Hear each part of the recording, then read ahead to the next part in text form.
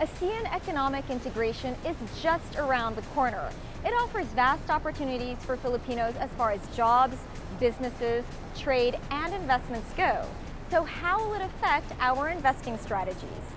While many stock market investors might use a combination of value and growth investing, as well as technical and fundamental analysis, it's important to see which listed companies are preparing for Asean integration. These are the companies you'll want to consider investing in, according to CFA Mike Oison. Some of the signs they are prepared are they have businesses abroad, they have clients abroad, and they are talking about and acting on these things today because next year might be too late. By companies that have been preparing for the ASEAN integration, including Universal Robina, probably one of the best brands in the Philippines.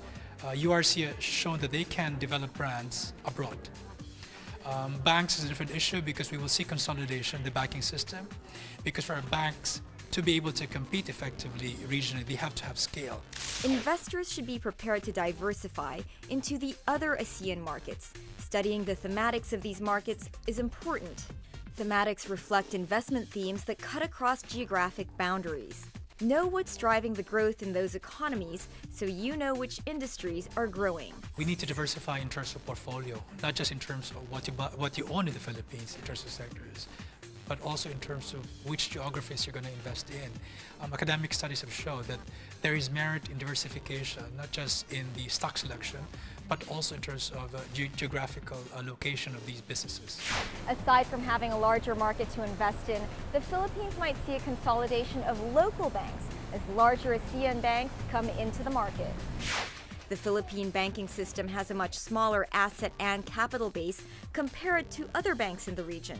In fact, the total assets of all Philippine banks, roughly just over 8 trillion pesos, are equivalent to just one big bank in Malaysia. To put it into further perspective, the combined assets of the 3 largest banks in this country are only equivalent to one big bank in Thailand. We will see a reduction in the number of banks because as the government allows more foreign banks to come in, we need heavyweights in the banking system. And we will see a generational change in some of the banks where the owner will pass it to the next generation. That could create an impetus in terms of the dynamics of the banking system. While ASEAN receives the most foreign direct investments than any other region, recently taking over China, the Philippines is the lowest recipient of FDIs at just $3.9 billion, according to the UN World Investment Report.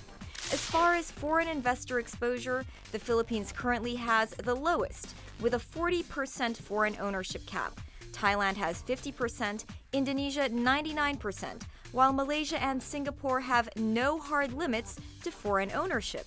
Some groups would lobby for protection. So it makes sense for a few people or maybe a few segments of the economy. And for some industries, maybe it makes sense to, to protect it for a while and let it become more competitive. It has to end at some point. This infant industry argument has to end at some point. So you need more competition. Well, we've opened up a lot of industries already, telecoms and water utilities.